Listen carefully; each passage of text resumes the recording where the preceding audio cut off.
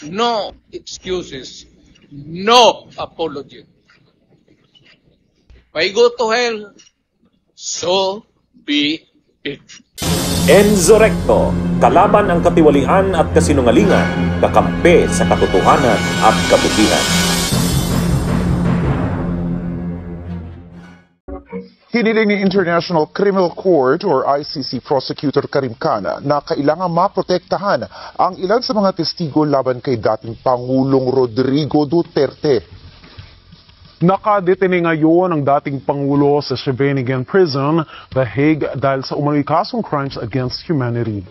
Sa 5 pahinang dokumentong ipinasa ni Khan sa ICC ay humiling ito ng 6 hanggang 8 linggong extension sa pagsisiwalat ng impormasyon tungkol sa ilang mga saksi laban kay Duterte.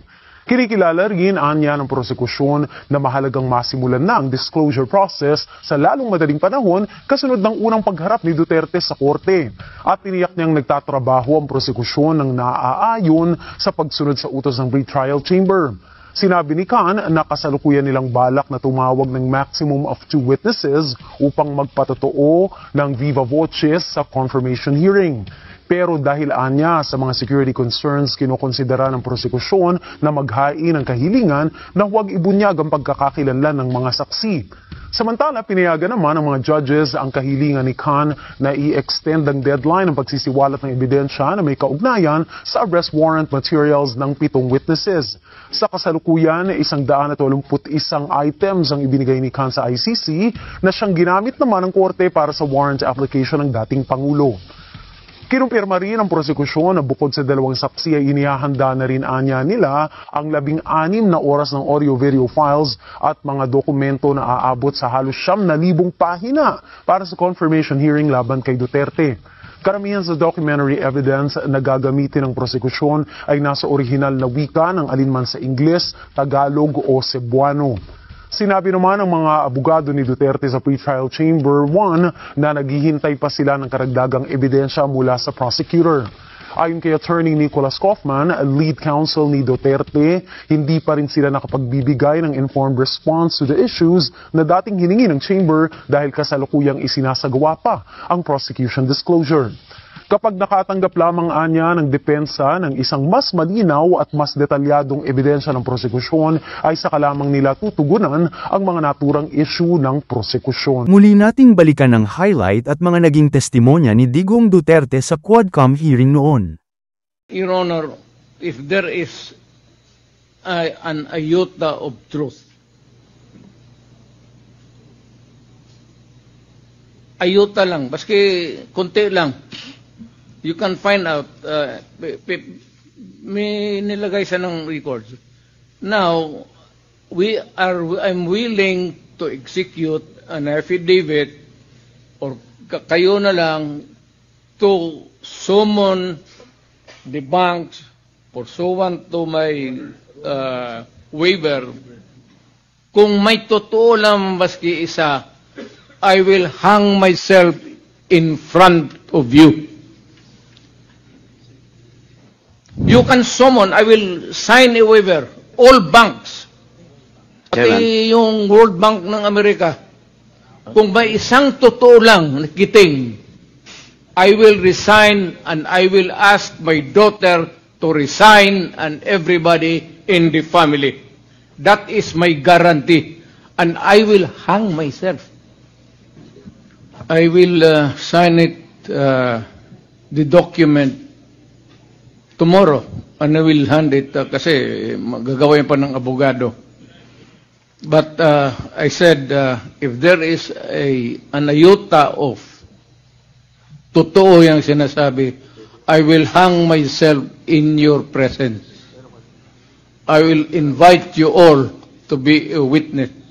Bilang chairman ng Committee on Human Rights, wala tayong magagawa kundi imbisigahan natin lahat ng mga human rights violations. Tama, sir. Pero kayo po ang nagsabi na wala kayong pakialam sa human rights. At bakit po nyo nasabi yun? Hindi man ako empleyado ng human rights office. I'm not trying to be funny. Wala akong pakialam sa human rights. Wala naman ako, hindi ako sa Kongreso. Hindi ako member ng whatever.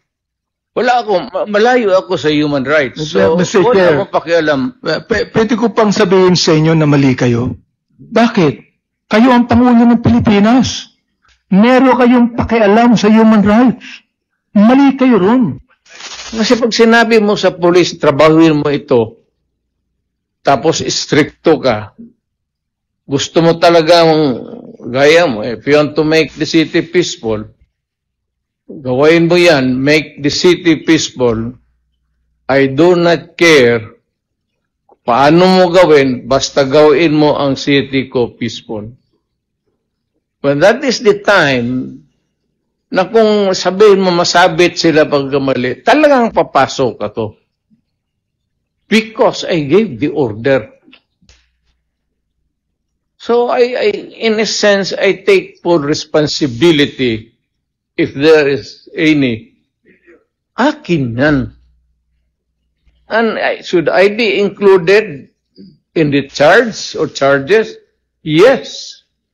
I'd be willing to go to court, explain, and if it is not legal, according to the judge, or insufficient, wala tayong magawa. Makulong tayo. But when I say I take full responsibility, meaning to say, if there is going to be an accounting for the actions of the police, you can include me because I gave the order. Pero yung kasi sabihin mong guilt, because guilt is personal. Hindi mo mapasa yan sa akin. But the order, sabihin mo yung order ng mayor, akin yan, that is different. Kung ano yung individual guilt doon, hindi, kung sabihin mo, overall, nakabulyaso yan, akin yan. Alam kasi sir, pag sinabi mo, campaign against drug, I mean, as president, ginawa ko yan, it does not mean to say that you are free to kill, if you are free to rob and rape. Pag sinabi kong campaign against drug, you do it as a police officer. Nag-aral ka naman ng 2 years basic, sinunod mo lahat, you should follow. Not if you go out of the way, I cannot answer for you. Kung ano yung sa isip mo, bakit mo ginawa yan, only you can answer that question. Pero yung policy nakikita ng tao, talagang akin yan. Pag sinabi ng pumasok yung mga pulis doon at pinilit nila yung pumasok ng isang building, so if there is any liability, kasali na ako. Hindi na ako naghuhugas ng kamay. Ayon po sa batas, Mr. Chair, kayo po nakakaalam ng batas. Meron po bang authority ang isang public official na bumaril? O yung pong police lamang ang dapat pumaril? Any person who is a victim, pulled up ka, may baril ka, lumaban ka, that's self-defense. Any person has the right to defend himself, his physical being, and his property. Meron po ba kayong karapatang pumaril sa isang kriminal na hindi naman kayo ang target, kundi iba? Kung walang nakatingin, sir, barilin mo na. At ako nang mismo I will appear as your defense counsel. Ito po. Marunong ako dyan, sir. Ito po ba? Galit kayo sa kriminal. Hindi po ba? Ba't kayo gumagamit ng gangster? Hindi po ba criminal din yung gangster? Yes, sir. Pagkatapos niya patayin yung gangster, patayin ko siya. Patayin nyo rin. Ganun po. Dapat po, pumatay muna siya bago nyo patayin. Tapos ko utosang patayin, patayin ko siya. Nasa batas po ba yun? Patas lang. Nasa batas po ba yun? Wala. Ikaw ay prosecutor, nasa batas po ba yun? Wala. So therefore, bilang prosecutor, hindi nyo ginagawa ang sabi ng batas. Ayaw ko ng kriminal. Kung mapatay mo ang isang kriminal na lumaban, one less headache for humanity. Pag may isang drug into traffic na lumaban, napatay mo, one less headache for society. Lahat ho ng pulis, pati military na pumasok ng droga, patay. You can check it out. Wala akong pinalusot at nagbubugbog talaga ako ng pulis sa Davao, diyan sa istasyon. Pag nag-abuso, lasing, binubugbog yung asawa, susumbong sa akin, puro pasa. Pagdating sa patawag ko dyan, sa City Hall, may kwarto ako doon na maliit, katabi ng kubeta. Talagang hinahampas ko yung mga gago na yan. Walang nakakalusot sa akin.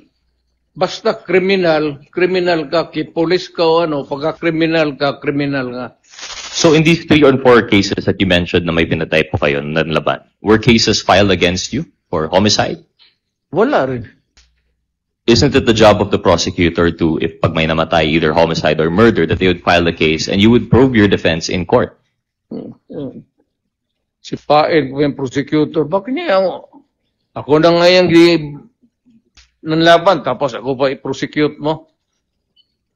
So, Mr. President, in these instances where you have killed these 3 and 4 people, and no cases were filed. No. No cases were filed. Would you recall the names of these persons that you have killed? No. You know, why would I, why would?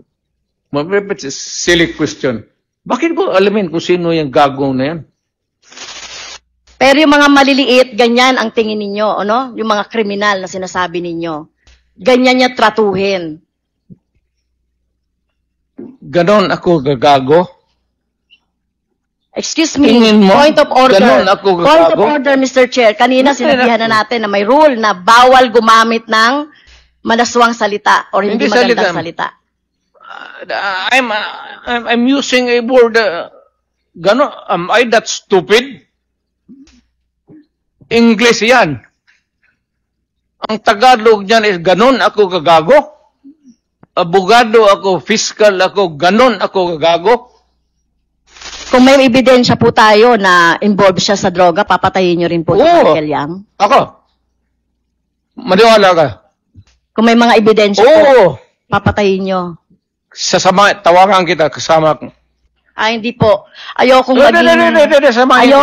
maging katulad ninyo, no? Ayokong masama doon sa patayan. You will be a witness to a murder. I'm sure that it within the bounds of the law. And I take full responsibility. Huwag ka na maghanap ng iba. Ano yung 7-7 mo? Dito ka na lang tutok sa akin. Ilan ko pang beses sabihin sa inyo? I take full responsibility. If you think that it is illegal or wrong, go ahead and file the case. I would be happy. Mr. President, you are surrounded by, I believe, 4 lawyers. Hindi ko na kailangan, ma'am. Because you are a lawyer yourself. I can take of myself. I can take care of myself. And of course, you understand the elements of an extrajudicial confession. Yes. You confirm that you are of sound mind. And not only that, body. Yes. As well. You confirm that your statement is voluntary. Yes. And of course, you confirm that you understand the consequences of your extrajudicial confession. Hindi naman alam, hindi naman ito korte. So, I understand, Mr. President. That's why we call it extrajudicial confession. It is not a confession. It is a statement coming from the mouth of a mayor or a president at that time. It is not a confession. You are characterizing the word. Mali, ma'am. Do not characterize that as wrong. Mr. President, Policy yan. I'm asking the ICC to hurry up, and if possible, they can come here and start the investigation tomorrow. This issue has been left hanging for so many years. Matagal man, baka mamatay na ako, hindi na nila ako maimbestiga. The ICC does not scare me a bit. They can come here anytime. I suppose that you would want to maybe make it easy for them to visit and start the investigation. I would welcome that. Alam mo, wala naman tayong taguan. Ang sinabi ko, yung ginawa ko, sinasabi ko na sa inyo, yung ginawa ko. I did it for my country and for the young people dyan sa droga. No excuses. No apology. If I go to hell, so be it. Bunyog, bunyog, halikan na kasama ka. Bunyog, kapag buklod ay may pag-asa. Luzon, Visayas, Mindanao, isa ang pananaw. Sa bagong Pilipinas ang bunyog isisigaw.